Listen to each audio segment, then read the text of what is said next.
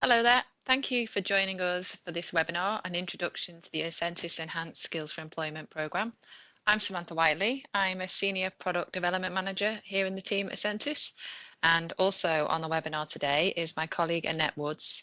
She will lead you through some of the detail, and she's a Product Development Manager in the team, and you'll hear from her shortly. So again, thank you for joining us. This is a recorded webinar, recorded in November 2025. So we'll just go through the aims of this session and hopefully you'll find it all helpful. I'm going to start with the introduction and the background to the programme development of the enhanced programmes. We will highlight the purposes and the key features of the Ascentis enhanced programmes. We'll provide some guidance on delivery and portfolio development. And the section which says answer any questions, we'll just look at covering some of the key questions we've received in the team.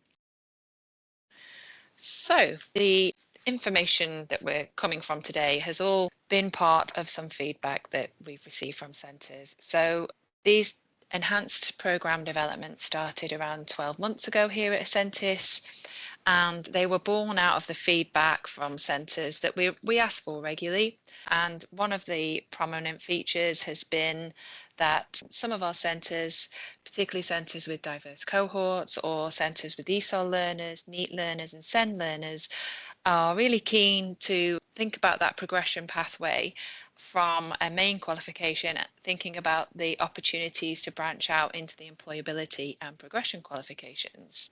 And we wanted to be able to support centres to be able to do that. So towards the end of 2024, I led some workshops with centres to try and understand what the need and the demands were so that we were able to put together actions to support centres in the delivery of those progression or employment qualifications. And this slide actually shows just the background to some of the conversations. They're a bit of a snapshot to some of the feedback that we received. So we had things relating to the demand, so specifically centres saying they wanted their ESOL learners to progress to employability qualifications, but they weren't sure what to choose.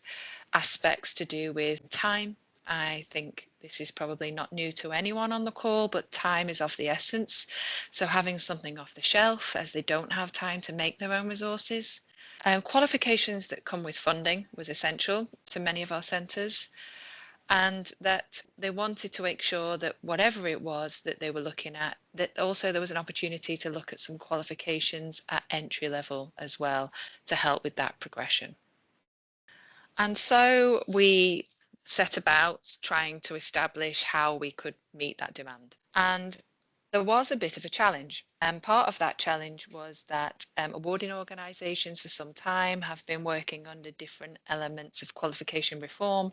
And that meant that it was actually very difficult, in fact, quite impossible for us to try and be able to create employability qualifications that would meet this specific demand that would be funded. So we couldn't create something, a new qualification with funding. So that was a big challenge, but we felt that there was a solution.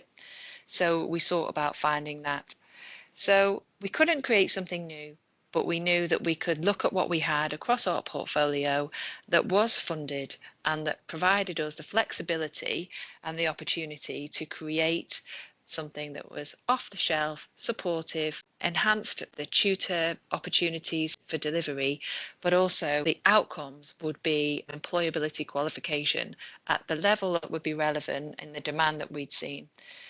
This was all achieved by working with stakeholders. So that included tutors, curriculum leads, subject matter experts, and we set about crafting programs that would include bespoke units and high quality resources that would support ultimately delivery of the qualifications. And now Annette is going to talk in more detail about the programs and the qualifications that they lead to.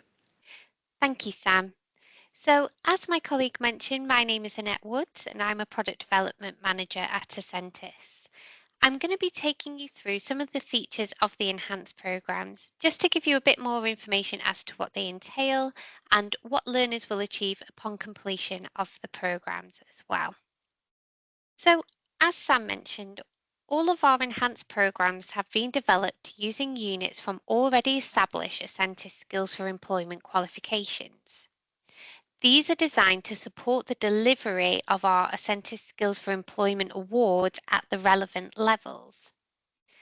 So all of the enhanced programs are eligible for funding, and also the GLH has been kept relatively low in response to some of the feedback we were gaining from centres regarding employability qualifications being too large. Our aim is to provide a more meaningful educational experience that offers the appropriate scaffolds to help students succeed in gaining a full qualification, and thereby supporting their journey into employment. So these programs are complete off-the-shelf programs of study with resources that support the delivery of the content and learner resources to help the learners start building their portfolio of evidence for assessment.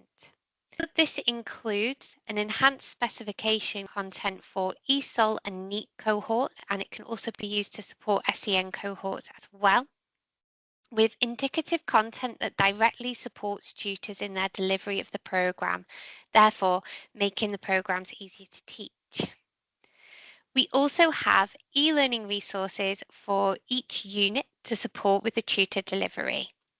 These are interactive resources which are designed to support meaningful discussion within the classroom. Alongside this, we also have glossaries to support the subject-specific language that's going to be taught within the unit. So since all of our enhanced programs have been developed to ensure that they are accessible in terms of language, this glossary is particularly helpful in supporting learners with subject-specific vocabulary, which is going to be essential to their learning. This can also be a helpful resource for tutors to familiarise themselves with, as it can help indicate where learners may need additional support with the language. We also have learner workbooks that are developed to support learners through scaffolded activities. These activities included within the workbooks align with the appropriate assessment criteria to support learners with building their portfolio of evidence. And finally, you will notice as we work our way through the webinar that the Entry 2 and the Entry 3 programs have different names. However, they have all been built with that same purpose and that same approach in mind. So enabling learners to achieve a full qualification through a more scaffolded and supportive program of study. So what will learners achieve? As mentioned previously, these programs have been designed to support learners in achieving the full Ascentis Skills for Employment award at the relevant level. So let's take a look at what learners will achieve upon successful completion of these enhanced programs. For learners taking the Ascentis Enhanced Program Skills for Employment at Entry Level 2, they will achieve the full Ascentis Entry Level Award in Skills for Employment Entry Level 2. For learners on the Ascentis Enhanced Programme Skills for Employment at Entry 3, they will achieve the full Ascentis Entry Level Award in Skills for Employment at Entry Level 3. For learners who will take our new Ascentis Enhanced Programme Skills for Employment at Level 1, they will achieve the full Ascentis Level 1 Award in Skills for Employment. So let's take a look now at some of the unit coverage within these enhanced programs, and we're going to start with the Entry 2 Skills for Employment program. So within the Entry 2 program, you can see that there are 3 units covered overall. These are Managing Personal Finance, Introduction to Working with Others, and Understanding Work Standards. Let's have a look at these in a bit more detail. So for managing personal finance, you can see that there's a GLH of 20 overall, and the learner will achieve 3 credits. This covers topics such as understanding sources of income, how to balance income and expenditure, basic banking, which also includes products that are offered by banks, and the advantages and disadvantages of borrowing money.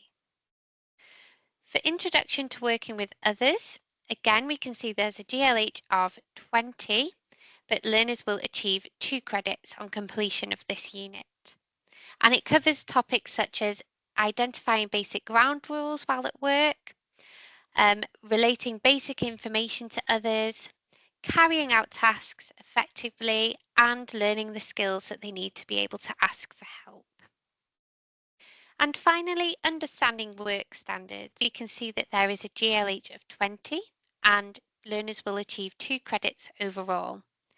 And this unit covers topics such as timekeeping and attendance, following the correct policies and procedures while at work, identifying standards for given tasks, so what their employer is expecting of them in terms of standards, and a basic introduction to health and safety. So the Entry to Enhanced program is designed to support learners with their integration and learning skills which will support them as they begin their journey into work. Let's now take a look at the Entry 3 Skills for Employment program. So this is titled our ESOL Enhanced program. As I mentioned earlier, the Entry 2 and the Entry 3 programs have different names. However, they are developed with the same aims and purpose in mind. So for the Entry 3 program, we can see that there are 4 units to be covered overall. These include rights and responsibilities at work, building confidence and self-esteem, exploring job opportunities, and effective communication for work. For rights and responsibilities at work, we can see that there is a GLH of 10 and learners will achieve 1 credit overall. And it covers topics such as their rights as an employee, their employee responsibilities, dealing with any grievances or disciplinary actions as well. For building confidence and self-esteem, this is slightly larger. We can see that there is a GLH of 20 and learners will achieve 2 credits overall. And it covers topics such as how to build confidence and self-esteem, understanding what damages confidence and self-esteem, and the impacts that good self-esteem will have on their mental health and overall well-being. For exploring job opportunities, this has a GLH of 10 and learners will achieve 1 credit overall. And it covers topics such as where to go for help with exploring job options, getting information about different options available, reviewing their skills and interests, and then exploring suitable job options. And finally, effective communication for work. Again, this is slightly larger. It has a GLH of 20 and learners will achieve 2 credits overall. And it covers topics such as appropriate communication for the workplace, sharing information, and following instructions effectively.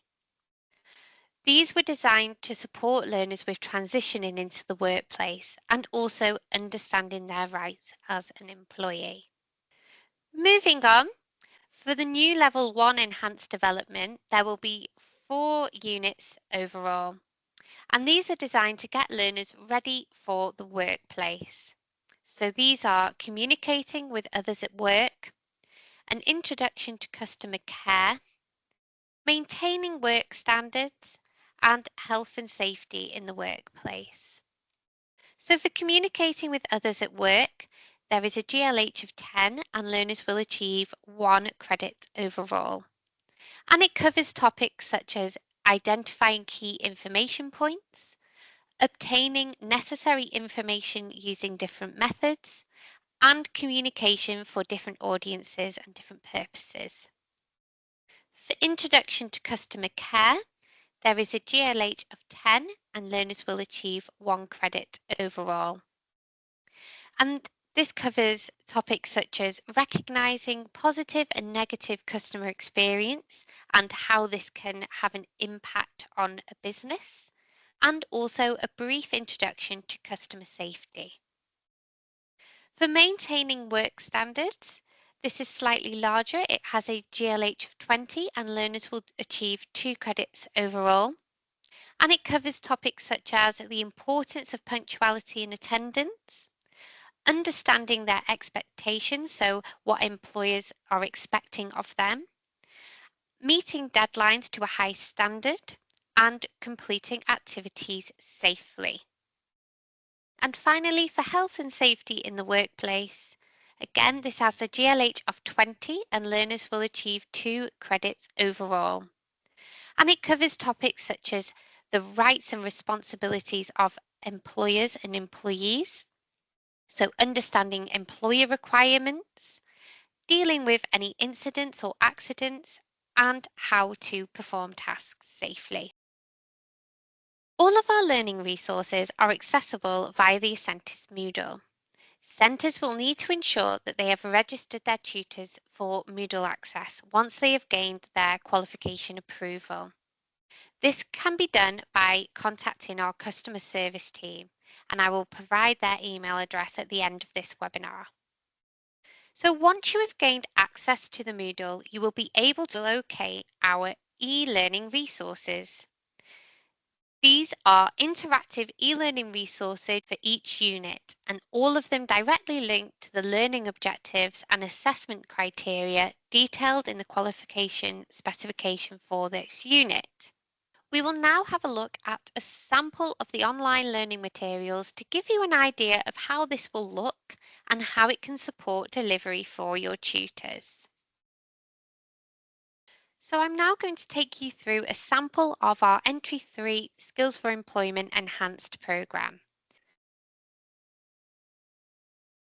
As we go on, you will see an introduction to the unit and the language focus. This will link to our glossary, which you can also download from these resources as well. So as you go through, you can see there are lots of well-presented activities. So this is to support tutors with their delivery of the programme, and you can see that all the information required for the unit has been presented within these e-learning resources. So this should help tutors to reduce their preparation time and make the programmes easier for them to teach. So how are learners assessed on the enhanced programmes? All units are assessed through a portfolio of evidence, and these portfolios should include a variety of evidence. So this could include observation records, photographs, videos, questions and discussions, the Ascentis Learner workbooks, and audio files. You can also refer to the full Ascentis Skills for Employment qualification specification for more guidance on what can be included within a portfolio of evidence. Alongside the e-learning materials, we also have our Ascentis Learner workbooks, and these can be printed out or completed as an editable PDF document. The learner workbooks provide scaffolded tasks to support learners, which directly link to the unit assessment criteria, which you can see at the top of the page. So these workbooks support learners in starting to build a portfolio of valuable evidence for assessment. This also helps to benefit tutors by reducing lesson preparation and assessment planning time. You will also see that we have our language focus sections, which support learners with their subject-specific language acquisition. So this is vocabulary that will be essential for the learning. Glossaries can also be downloaded from the Moodle or from the e-learning resource, and these further support the teaching and learning of subject-specific vocabulary. Learners will also be encouraged to engage in speaking and listening tasks, providing them with an opportunity to use the newly learnt language and support the retention of learning. This is also a great way to build learners' confidence with speaking and contextualizing their knowledge. The knowledge they acquire, particularly in this example, is designed to support learners with their transition into work. Therefore, engagement in these tasks will better support their ability to discuss issues relating to employment and support them when they are faced with real-life scenarios. So how are these assessments validated? A tracking sheet must be submitted for each unit to indicate where a learner's evidence can be found. These tracking sheets can be found at the bottom of your tutor guidance document. IQAs within the centre must ensure that any stimulus or materials used for the purposes of assessment are fit for purpose. Our EQAs will then verify a sample of evidence in discussion with the IQA and the relevant learners, and they will also complete a review of your centre's relevant documentation and systems. So now we just have some notes to support you with a swift delivery of the enhanced programs. After gaining qualification approval, you will then need to contact hello@ascentis.co.uk to register tutors for access to the Ascentis Moodle. And on here, you'll be able to locate the e-learning resources, the learner resources, including the workbooks and glossaries, and also the tutor guidance document. We then recommend that you download and read through the tutor guidance document alongside the Ascentis Skills for Employment specification. We also recommend that you download the learner workbooks in advance from Moodle. Remember, learners will achieve the relevant Skills for Employment Award upon completion of the enhanced programs. So please make sure that you refer to the Ascentis Skills for Employment full specification for information regarding awarding and also quality assurance. Thank you very much. I'm now going to pass back to my colleague, Sam. Thank you, Annette. You've provided a really excellent summary there of all the details for the enhanced programs, and I hope that supports you and your centres in planning for delivery, or if you're in delivery at the moment, some of the key questions you might have had. I think what I just wanted to say was that when we've been working through the last few months as centres have been coming on board with these programs, was that some of the key information that they have found that they've wanted to be able to access more readily or quickly has been able to access Moodle, which Annette has covered in the webinar itself, where she's described, how best to access a username if you don't have one. And you can also, perhaps worth catching up with colleagues inside Centre in case you've already been provided access and just not been made aware of it. One of the other things that we've been asked about is the portfolio. We get a lot of questions about what that portfolio looks like or how that is monitored over the tracking sheets. And I just wanted to draw attention to some really useful information if you've not delivered any of the Ascentis qualifications that are assessed through portfolio before, or if it's been a while or you've been doing it with other centres. We have a really helpful document. It's called the Ascentis Assessment and IQA Guidance, and you'll find that on the website on the Policies and Key Documents area. And it aims to help outline good examples for information that you could collect as part of your portfolio of evidence for your learners, because obviously we've provided the learner workbooks. They don't have answer booklets that go with them. That's very deliberate because quite a lot of the coverage as you'll move through them is quite broad. So you'll use your indicative content, the assessment criteria to help you determine if a learner has achieved towards an assessment criteria. But what it does do is it says, well, what would actually be really good accompanying evidence to support the workbook, for examples, poster presentations, interviews, videos, role play scenarios and such. So you have a bit of freedom there to put your own flair over what some of those assessment opportunities might look like in your classroom and can respond to your learners in that way. So that would be a bit of a top tip about going to that document and using that to support you. And of course, you can reach out to your EQAs, the quality team, development team, various people who will always seek to support you in any questions that you have. We'd like both of us to thank you for taking your time to watch this recorded webinar and wish you well on your journey with the enhanced programs. And thank you on behalf of Ascentis.